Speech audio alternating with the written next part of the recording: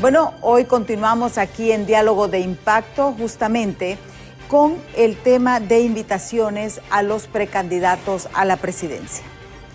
Hoy le corresponde pues al ingeniero Roberto Martínez Lozano.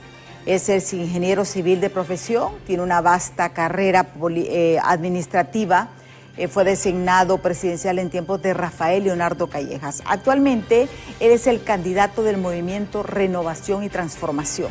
Él fue el último precandidato que se inscribió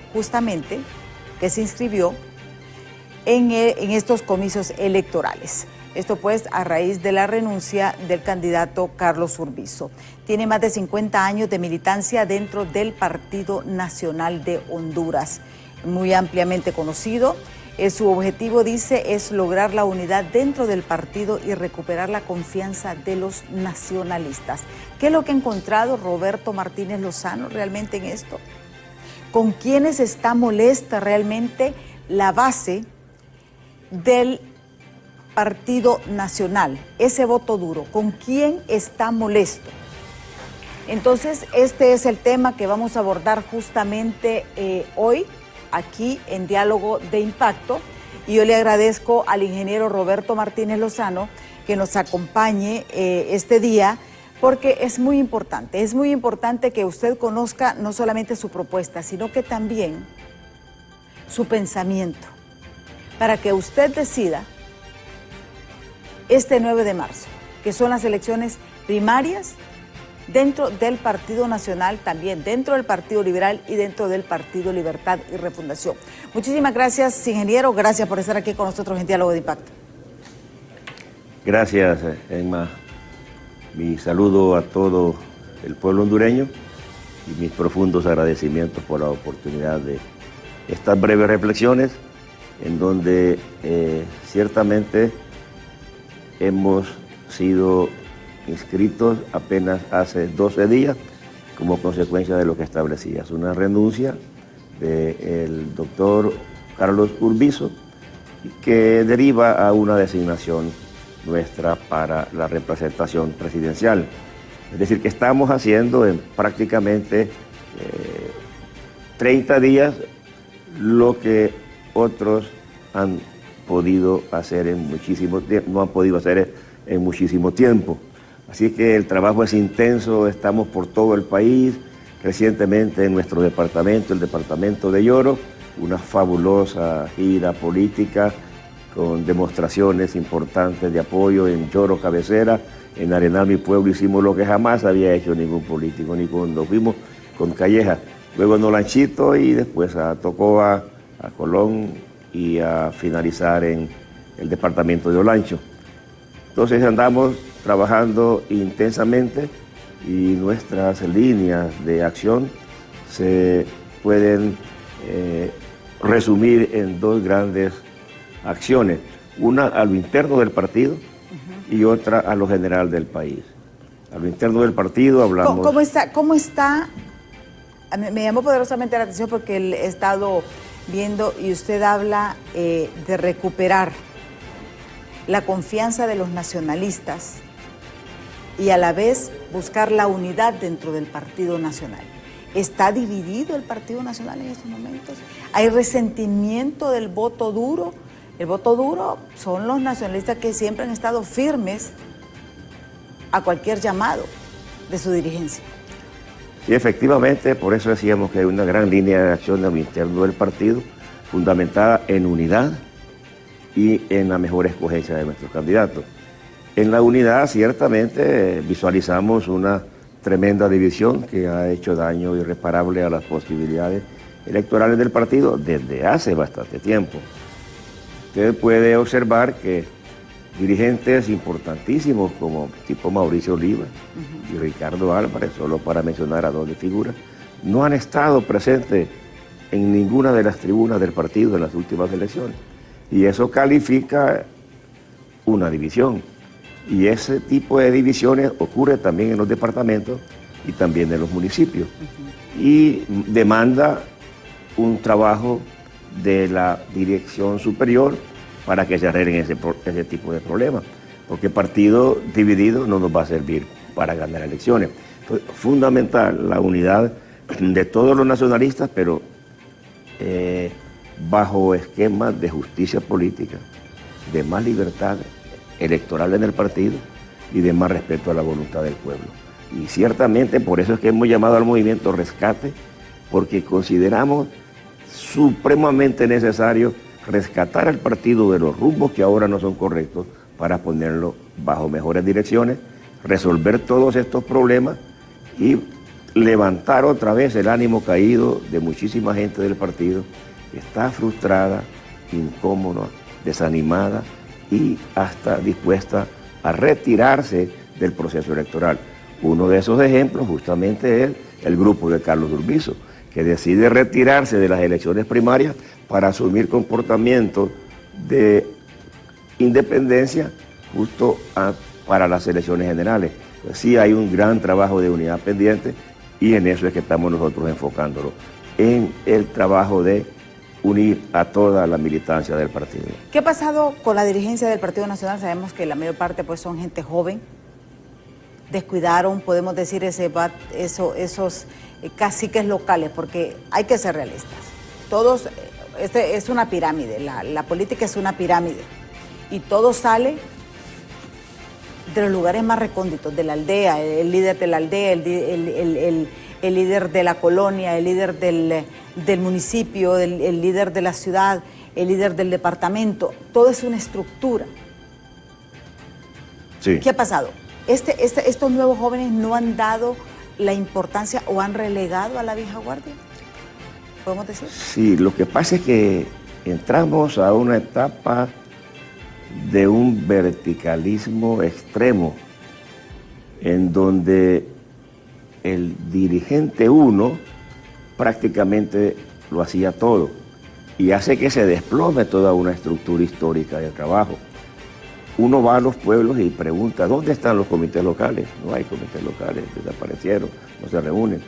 ¿Dónde están los comités departamentales? Igual, toda esa estructura quedó prácticamente convertida en una estructura de papel y toda aquella organización que hacía que el partido se sintiera orgulloso de la misma ha desaparecido.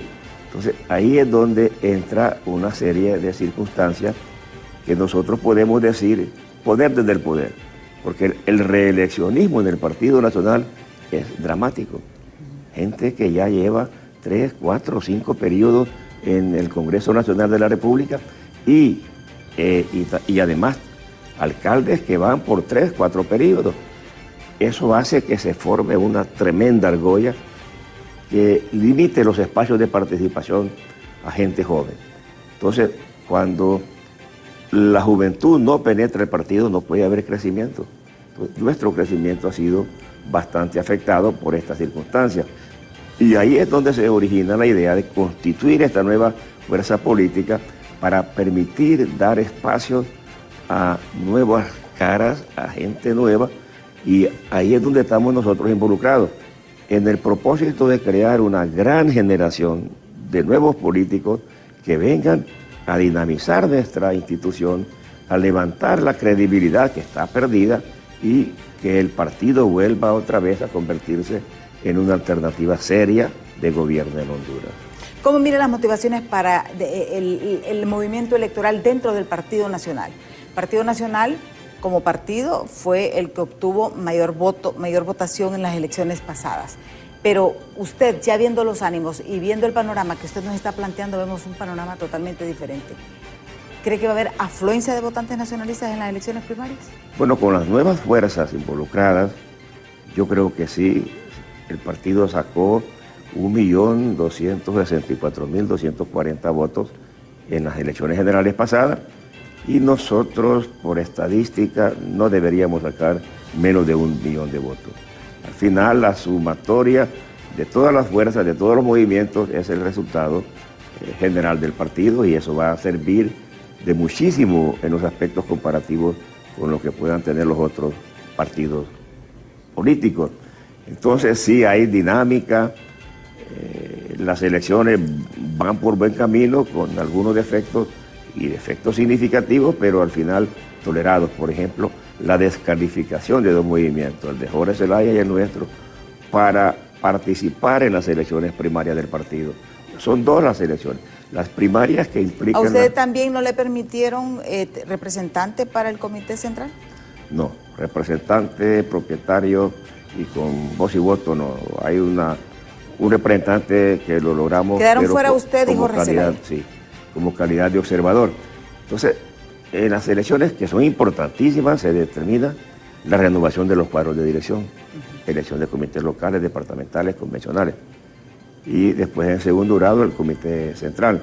Entonces, pero cuando descalifican a un movimiento dejan un malísimo sabor y ahí es donde se afecta el proceso de la unidad, porque estimamos que la descalificación no fue justa, ni fue legal, ni fue consecuente con el mejor propósito de la unidad del partido. Vimos en otros partidos políticos que cuando tenían un problema para su inscripción, les daban un plazo, 3 días y otros 3 días. Se vio más tolerancia en otros partidos. ¿Hay menos tolerancia ahora en el Partido Nacional, ingeniero? En estos primeros momentos sí nos dimos cuenta de que prácticamente no se toleró ningún aspecto que pudo calificar como un defecto de los otros movimientos. En cuanto a una planilla completa, le hace falta un diputado suplente, por ejemplo, en Comayagua, y la descalifican. No sé por qué razones nos descalifican, por ejemplo, la planilla de Corporación Municipal de Progreso y de Olanchito, y estamos en un debate judicial todavía pendiente, y hemos solicitado la suspensión justamente de la impresión de las papeletas en tanto se resuelve esos problemas, porque el Comité Central certifica que la planilla está ahí y le comunica al Consejo Nacional Electoral que procede con la inscripción, pero no lo han hecho, y descalifica a una figura connotada del partido, con grandes posibilidades de ganar la elección en Progreso, como es la abogada Heidi Mejía, igual que el tema de la abogada Carla Mesa en Olanchito, 2 municipios clave que han sido descalificados, que están bastante molestos y que tocará a nosotros resolver ese problema, porque si no, esta gente va a quedar supremamente molesta. Sí. Ahora bien, ya entrando en materia, ¿por qué Roberto Martínez Lozano acepta ser el precandidato del movimiento Rescate y Transformación? Y yo sé que fue todo un drama, podemos decir, fue toda una complicación. Sí, efectivamente. A 38 días de las elecciones, fue el último en inscribirse. Sí, y quisimos que fueran otros. Justamente, yo participé una vez, hace bastantes años, y de esa vez que participamos salió Juan Rolando, Mauricio Oliva, la Isa Aurora, toda una gran generación de gente nueva en el partido. Y después tuvieron gente insistiéndome en que volviera a intentar la candidatura presidencial. Justamente el 16 de mayo de 2011, Pepe Lobo, en el proyecto Patuca, estábamos inaugurándolo, nos dijo, vos tenés que ser el candidato. Y yo dije, no quiero más. Pero cae ahora esta vez, porque si no se nos desplomaba el movimiento. Probamos con África, con Andoray, con varios para que aceptaran, no quisieron, porque también es un reto, la aventura. Mi familia decía, no te metas, pero nosotros no podíamos dejar abandonada a mucha gente. En esto de la procura de la inscripción, contactamos a muchísima gente nueva, jóvenes, con grandes posibilidades, tipo Erasmo Portillo en Tegucigalpa, grandes posibilidades para ganar la alcaldía, Melvin Ferraro en San Pedro Sula, Adán Funes en Choluteca. Te puedo dar una radiografía de alcaldes y diputados con enormes posibilidades, que son gente nueva. Si no aceptábamos nosotros, esto se venía abajo, se desplomaba y quedábamos sin ninguna oportunidad. Entonces dijimos, más que para un beneficio nuestro, hay que salvar la estructuración de todo el movimiento, y fue así como decidimos aceptar y comenzar un proceso intenso de trabajo para levantar los niveles de prestigio que recibimos. Prácticamente un movimiento que nunca pasó del 1%. Y ahora nos damos cuenta que en las investigaciones que traemos, propias y y ajena, estamos en un crecimiento importante, reconocemos, no como para ganar la elección todavía, pero en política nunca se sabe. En esto de la política, los que compran los vinos para celebrar, se han quedado muchos con las compras hechas. Así que estamos haciendo la gran batalla, tenemos respuestas significativas en los lugares que vamos y esperamos que en los que falta en tiempo podamos levantar aún más la expresión de nuestro movimiento. Sí. ¿Qué es lo que propone, qué es lo que le preocupa a Roberto Martínez Lozano en estos momentos? ¿Cuál va a ser su primera acción si usted logra la candidatura dentro del Partido Nacional? Ok, si de lograrse la candidatura, ya dijimos, con unidad y con la mejor escogencia de nuestros candidatos en las elecciones primarias, se gana la candidatura, la preocupación es la credibilidad acerca de una oferta patriótica de transformación nacional, que así la hemos llamado, fundamentada en 3 conceptualizaciones básicas: trabajo, paz y solidaridad. Y ahí nosotros pegamos todas las cosas que se puedan dar en función de un gobierno de excelencia. Y todo esto en apenas 10 días hemos traído un grupo de amigos, todavía estamos estructurándola, pero no hay conclusiones definitivas acerca de la propuesta, pero sí hay la seguridad de convocar a los mejores talentos, las mejores cabezas, para que juntos determinemos qué es Honduras y qué queremos para Honduras como pueblo, como nación y como Estado. Y en segundo, encontrar a gente que sienta lo que se ha planificado, que lo lleve en el corazón y que pueda tener el coraje de tomar las decisiones que esas planificaciones impliquen.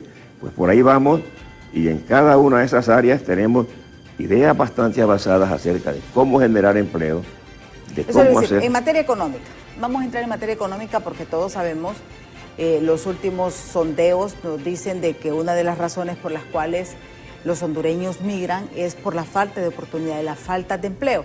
Pero también es paradójico, ¿verdad?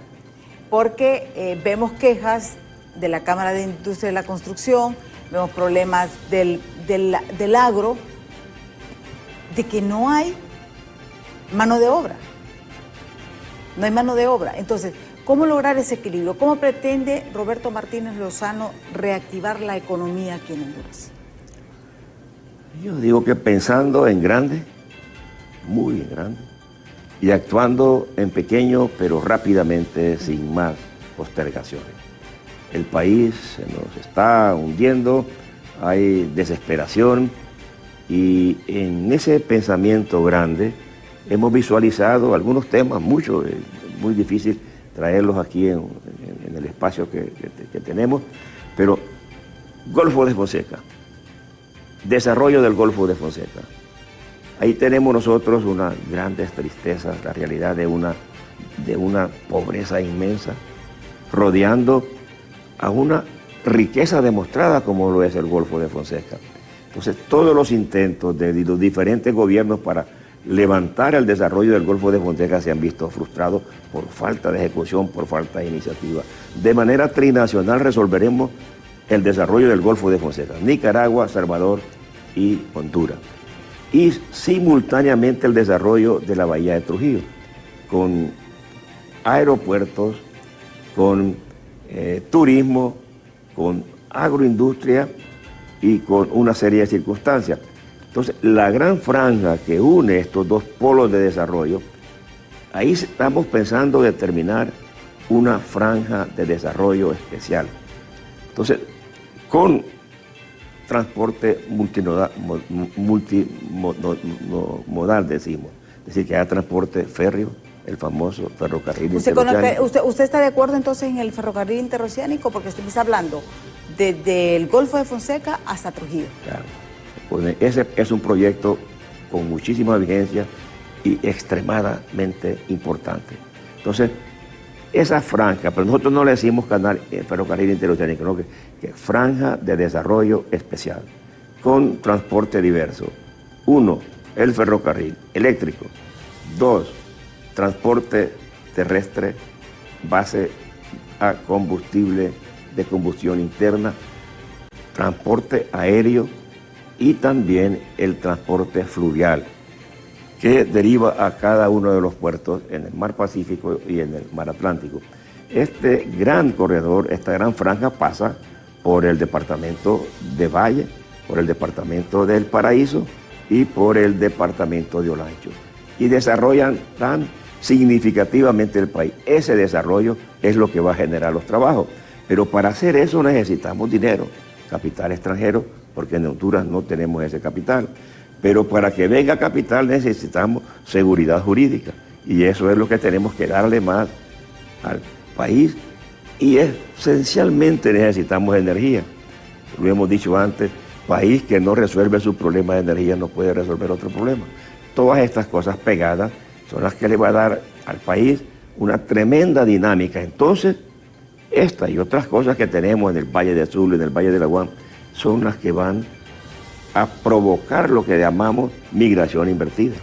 Y la gente se va a dar cuenta que el sueño de los hondureños está aquí, en el interior de nuestras propias fronteras, que no hay necesidad de apuntarse en caravanas de muerte arriesgando la vida para ir a buscar empleo a otro país. Esa es una visualización que tenemos bien trabajada y que la implementaríamos de favorecernos. Ahora bien, usted tocó un tema interesante. Usted fue gerente de la Empresa Nacional de Energía Eléctrica, pero usted dice también que se necesita energía para promover todo este desarrollo. Pero vemos que a lo largo de todos los países, de todos los gobiernos, esta empresa realmente ha ido hundiéndose un poquito más, endeudándose por contratos leoninos, por tantas cosas que le han pasado, tanta corrupción dentro de esta institución. ¿Qué haría usted con la Empresa Nacional de Energía Eléctrica? Eso último, en la ENE y en todo el gobierno, lucha implacable contra la corrupción. Pero en eso de la corrupción, bajo una visión bien diferente. No tanto ver el pasado, porque es difícil ya, eso hay que dejárselo a la justicia, a la Corte Suprema y a la Fiscalía para que realmente persigan la corrupción. Pero en función a futuro, sí. La corrupción solo se puede combatir con tecnología, lo hemos dicho antes. Las tecnologías son los que nos van a determinar cómo lograr el 100% de transparencia, porque eso es la clave, para derivar a un 0% de corrupción, pasando por la construcción de un gobierno realmente muy eficiente. Eso es lo que se tiene que hacer, combatiendo la corrupción en la ENE y en todos lados. Y en función a ¿Digitalizaría usted todo el gobierno para generar esa transparencia? Claro, un nuevo ministerio real, verdadero, de transparencia, rendición de cuentas. El ministerio ahorita más oscuro y más escondido es el Ministerio de Transparencia. Eso no es un ministerio de verdad. Entonces, el verdadero ministerio que necesitamos es un ministerio de inteligencia artificial, para que tecnológicamente se determine cómo hacer las nuevas precalificaciones, las licitaciones, los contratos, todas las operaciones administrativas bajo esquema de inteligencia artificial. Eso es lo que nosotros tenemos bastante avanzado y bien visualizado en el tema de la corrupción y de la eficiencia administrativa. Sí, pero ese cambio es bastante radical. Sí, es profundo, es radical. ¿Fondos para esto? ¿Cree que tenemos suficientes recursos? ¿Habría que reordenar el presupuesto general de la República para orientarlo? ¿Es suficiente ese presupuesto? Para iniciar, sí. Pero para darle así conclusiones definitivas, necesitamos lo que también llamamos una diplomacia para el desarrollo. Nuestros diplomáticos Diplomacia para el desarrollo. Sí. ¿Qué haría usted con todos estos diplomáticos? Revertir todos sus comportamientos. La selección de los nuevos diplomáticos tiene que ser muy estricta. Los nuevos diplomáticos tienen que ser los grandes vendedores de las posibilidades del país, los grandes gentes que puedan encontrar acercamientos, convenios y esa serie de circunstancias. En el entendido de que las relaciones comerciales no tienen que implicar tampoco una relación política y que nuestro principal socio son los Estados Unidos. Eso lo tenemos nosotros bien clarito en cuanto a diplomacia.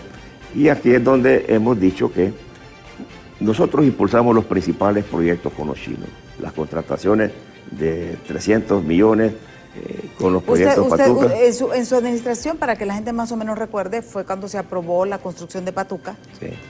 Y no había relación comercial con China, pero relaciones diplomáticas con Taiwán. Así es. Así es, y para ahí va. Y justamente lo que quiero decir es que para tener relaciones comerciales con China continental no era necesario sacar a los taiwaneses. ¿A dónde nos manda estas irresponsabilidades en las decisiones del gobierno? Venimos de Choluteca, hace una semana estuvimos por allá, y la realidad es, en los 2 últimos años, 250 empresas dedicadas a la producción de camarón han cerrado operaciones. Y de 26 millones de libras de camarón que se producían hace 2 años, ahora simplemente se producen 8 millones de libras. ¿Y qué implica eso? Un desempleo terrible de miles y miles de trabajadoras. ¿Y quiénes son esas trabajadoras? Principalmente mujeres. Las que trabajan en el empaque de camarón son mujeres. Entonces, el desempleo de la mujer ha sido masivo. Y esto se une a otras cosas. La producción de alevines para producir tilapia igual. La mano de obra es fundamentalmente femenina. Y todas esas cosas son verdaderos problemas. Porque uno habla de generar nuevos empleos, pero también hay que hablar de proteger a los empleos que ahora tenemos, que eso es más fácil que generar nuevos empleos. Pero no están por ahí las cosas. El gobierno ha resuelto romper con Taiwán y las consecuencias ahí vienen. ¿Qué haría usted para restablecer todo este procedimiento? En este caso, con China, porque tampoco podemos romper con China. China es una potencia mundial. Sí. O sea, y tampoco es que es tan fácil, pues. Hay que congeniar con ambas. Eso se llama diplomacia, conversación amistosa, diálogo fraterno, diálogo de impacto, se llama eso. Entonces, nosotros hicimos los estudios de Patuca con una firma de Taiwán que se llama la Taiwan Power. Y la realización, la ejecución de los proyectos con una firma de China continental que se llama Sino Hydro. Entonces, y los dos congeniaban. No había necesidad de sacar a nadie. Eso hay que regresar y trabajar con las dos Chinas. Y desde luego con una cooperación de los Estados Unidos. Sí. Porque los Estados Unidos nos cooperaron a nosotros. Exactamente. Ahora bien, el punto de Estados Unidos. Sabemos que es un tema bastante susceptible porque casi 2 millones de hondureños residen en Estados Unidos. Sabemos que ahorita pues la situación es bastante compleja. ¿Qué propone Roberto Martínez Rosal para restablecer esa relación con el gobierno de Estados Unidos? ¿Y él está de acuerdo que se debe mantener el tratado de extradición? Eso lo vamos a ver después de pausa. Además, ¿cuál es la propuesta en materia de educación y de gestión pública? Nos ha hablado también ya de la gestión pública bastante tiempo, pero también en la parte de educación y salud. Así que no nos cambie, que en breve regresamos.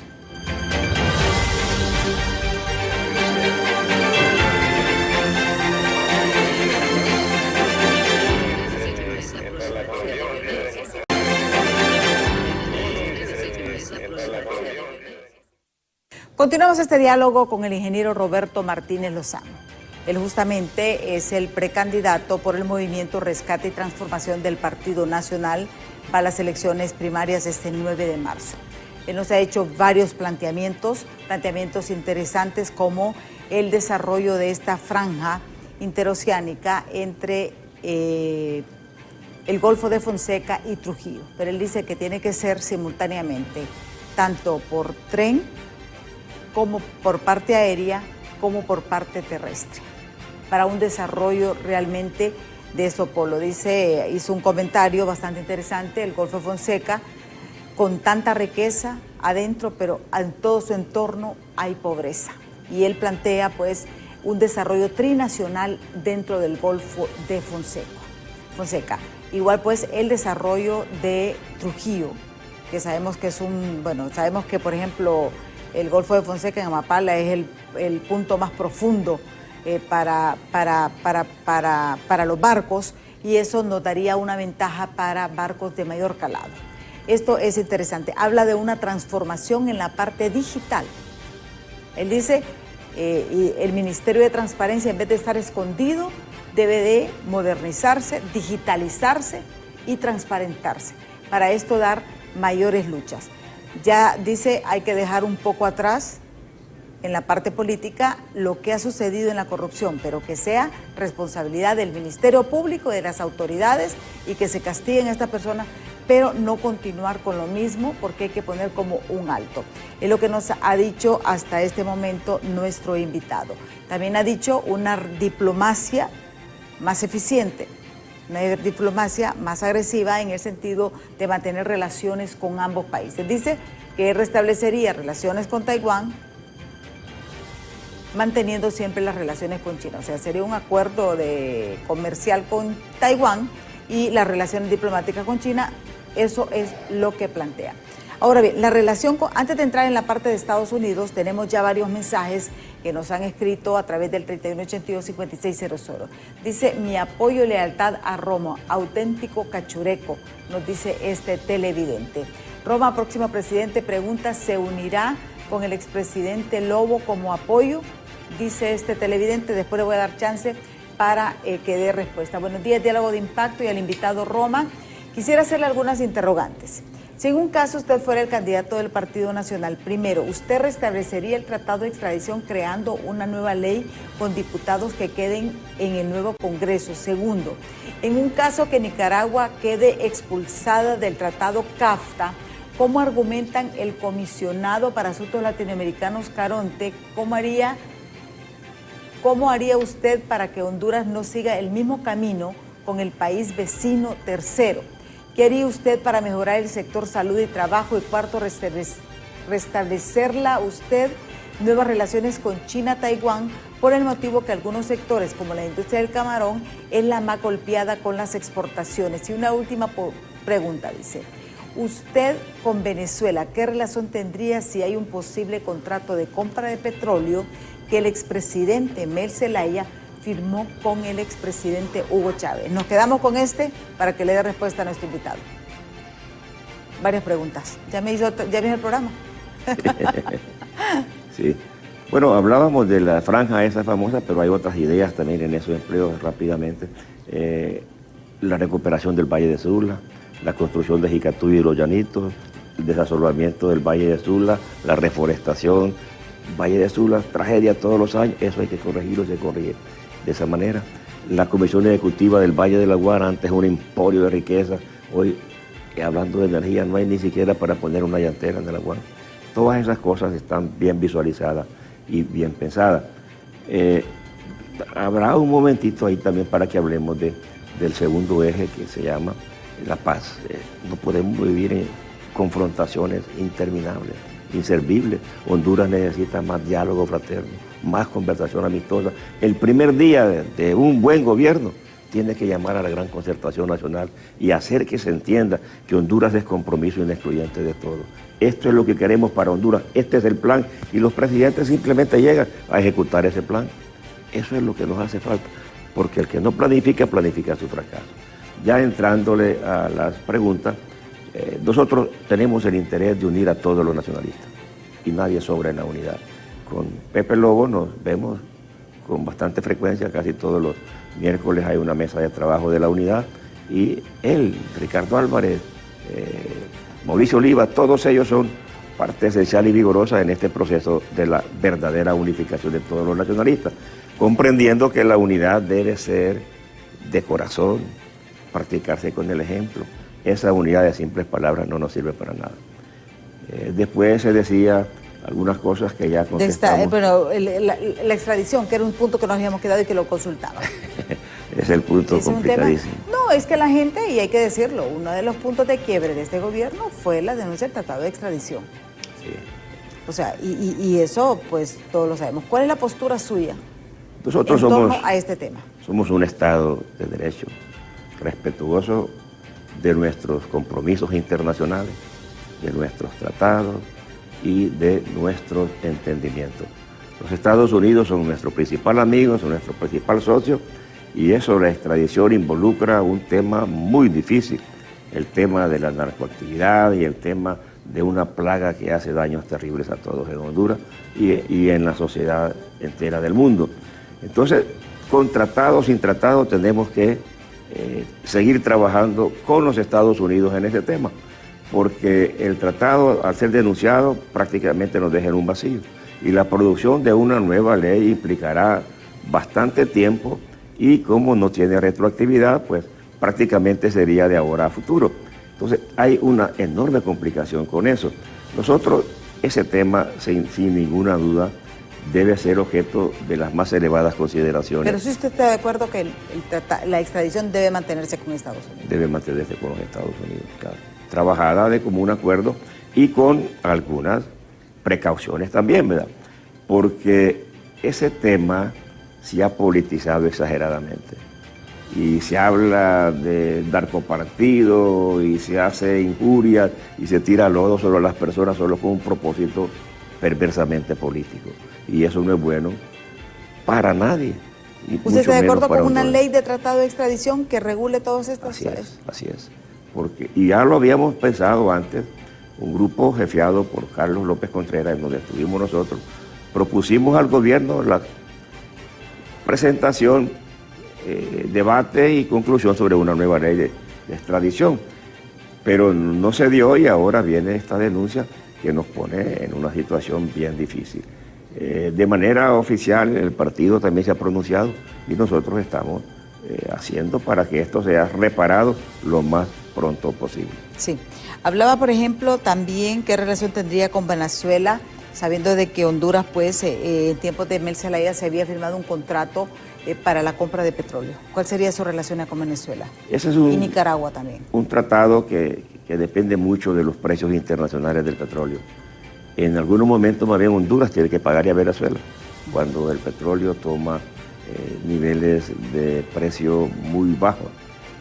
Y eso hace que también pongamos bastante atención en función a que deriva hacia una deuda histórica importante. Venezuela, entiendo, debe como 5.000 millones de dólares como consecuencia de la factura petrolera a Venezuela. El Salvador, otro dineral. Nosotros menos, pero también las deudas son importantes. En algún momento propusimos pagarle a Venezuela con productos y se dieron algunas operaciones en el mismo gobierno de Mel, sobre todo en la leche en polvo. Se hicieron varias exportaciones a Venezuela y yo tengo un amigo que trabajó en esas operaciones y con él esquematizamos la posibilidad de que esta deuda se pagara con productos que Venezuela necesita, sobre todo producción de grano básico y otra serie de circunstancias, pagar con productos. Igual con los nicaragüenses, igual con los chinos continentales cuando decimos patuca.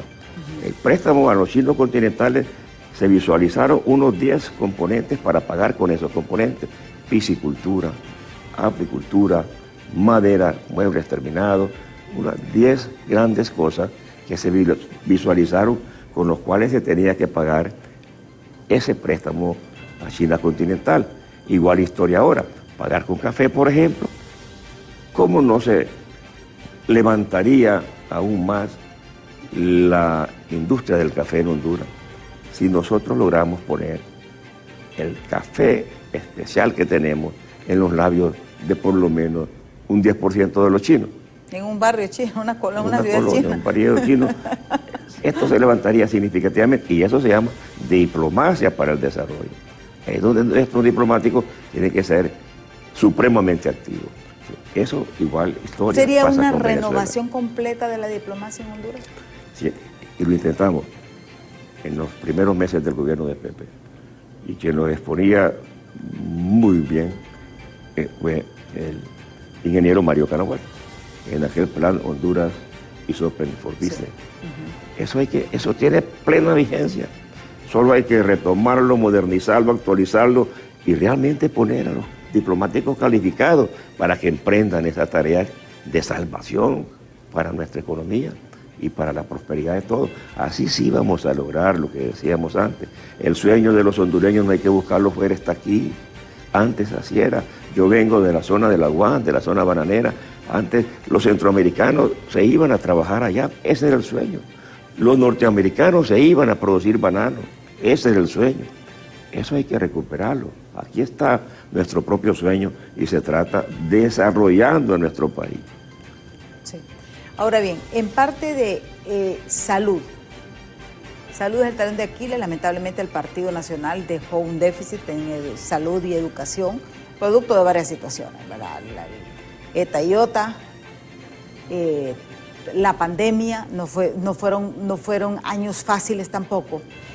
¿Cómo pretende usted garantizar acceso a una educación de calidad y a una salud con dignidad del pueblo hondureño?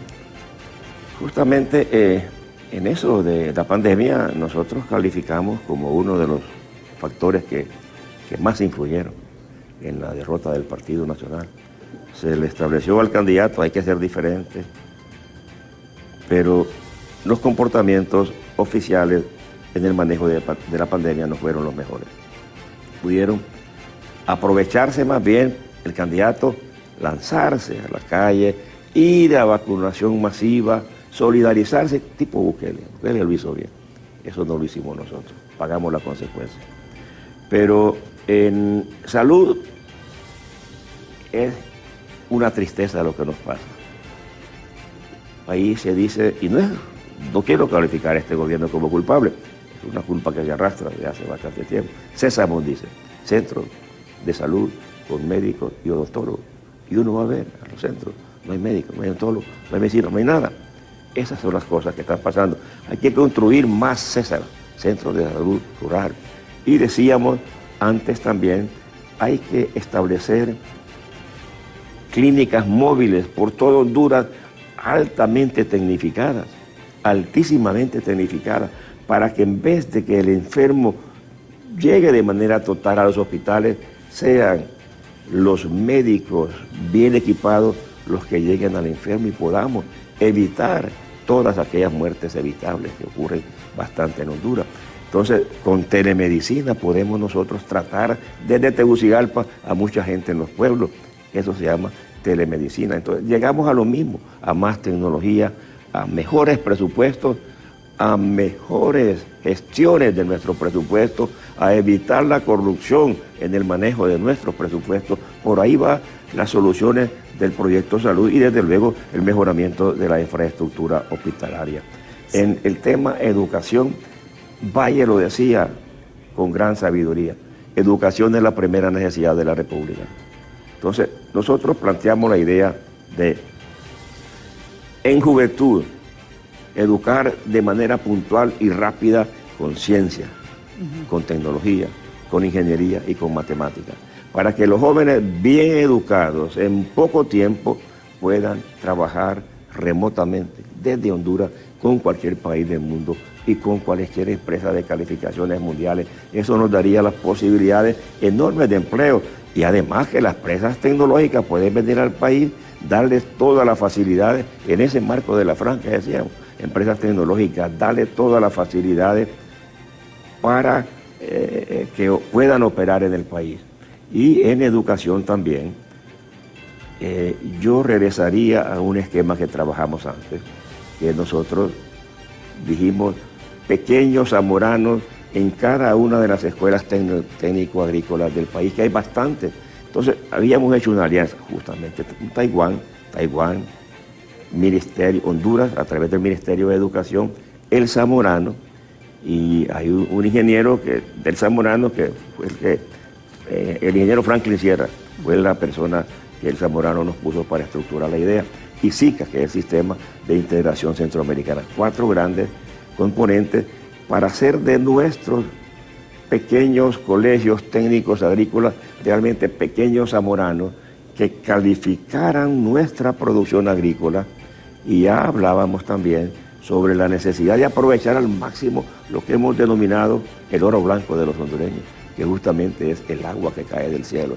Eso es una maravilla, no podemos hacer que se pierda en el mar todos los años esos volúmenes impresionantes de agua. Honduras es un país maravilloso, bendecido por la gran precipitación que tiene. Entonces, almacenar esa agua para aprovecharla en verano, riego, energía eléctrica, agua potable, control de inundaciones, todas esas cosas se hacen con el agua que Dios nos ha puesto. Entonces por ahí va también la educación, por esos colegios técnicos y desde luego por más becas para la gente de talento y más becas para la gente que aunque no tenga rendimientos académicos formidables, son becas sociales. ¿Reformaría usted la currícula actual de educación? Sí, para puntualizarla sobre las necesidades actuales, para ver en qué está apuntándole Honduras con sus producciones y su comercio. Por eso decíamos, tiene que ser fuertemente apuntando a tecnología. Nosotros tenemos todavía índices de analfabetismo importantes, pero tecnológicamente andamos muy perdidos, bastante perdidos. Hay que apuntarle nuestra currícula, ya lo decíamos, a la ciencia, a la ingeniería, a la tecnología y a las matemáticas. Sí, esto es bien importante. Ahora bien, ¿cuál sería su primera acción de ser el candidato del Partido Nacional? Día número 1, reconciliación nacional. Un llamado universal a todos los hondureños para que, fundamentado en la propuesta que hacemos en la campaña, con los mejores talentos del partido, la mejoremos con los mejores talentos del país. Lo hemos dicho, las mejores cabezas tienen que pensar y en el corazón sentir lo que se piensa y en la ejecución con todo el coraje hacer sin demora lo que tenga que hacerse. Entonces, la propuesta es sencilla. Desarrollo económico con generación de empleo productivo, diálogo fraterno y conversación amistosa permanente, un ministerio de reconciliación nacional que venga a sustituir el Foro Nacional de Convergencia. O sea, usted transformaría el Foro Nacional de Convergencia por un ministerio de reconciliación. De reconciliación y de diálogo. Y porque eso hace que entremos a un proceso de paz. Este país no puede seguir tirado en tantas complicaciones y en tantas divisiones. Luego también en los temas de seguridad no podemos seguir enclaustrados en nuestras propias casas como consecuencia de los criminales. Nosotros tenemos miedo de salir a la calle y dudamos que podamos regresar. En Esparta hace 3 días asesinaron a nuestro candidato a alcalde y un día después asesinaron al candidato a alcalde en Morazán de otro movimiento. La delincuencia toma dimensiones inaguantables. Nuestras carreteras se vuelven a convertir en corredores de muerte, eso no puede pasar. Hay que darle seguridad a los hondureños y para darle seguridad implica mejorar a la policía, profesionalizar a la policía, trabajar en seguridad preventiva y eso se hace también con tecnología.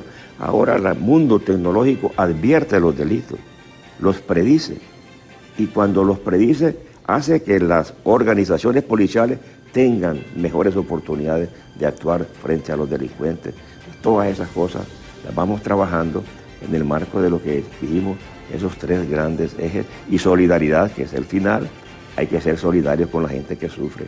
Y nosotros fuimos el primer presidente del Fondo Hondureño de Inversión Social y hemos dicho bien claro, cuando Callejas prometimos casa para el que no tiene casa, techo para el que no tiene casa, pan para el que tiene hambre y trabajo para el que no tiene empleo.